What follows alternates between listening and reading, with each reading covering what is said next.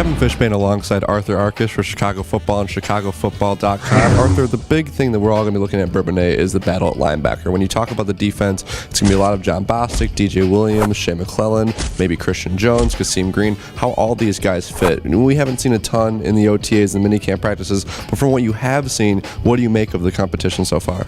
We've seen guys moving around a lot, and Mark Trestman talked about it today. He is working John Bostic at all three spots. We're seeing him in the nickel doing some different things.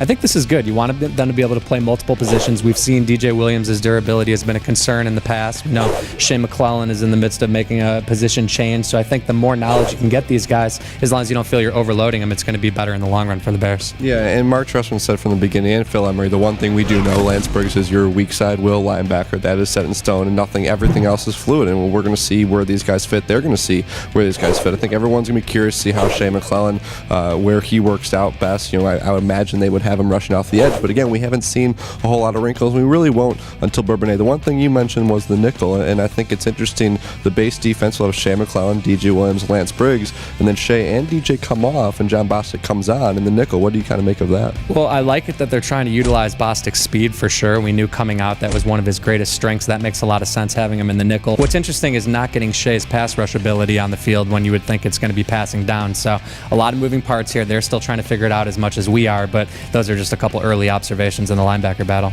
And don't discount Kasim Green. Obviously, he had a tough season last year, but he was never supposed to be in that position to be starting in the first place.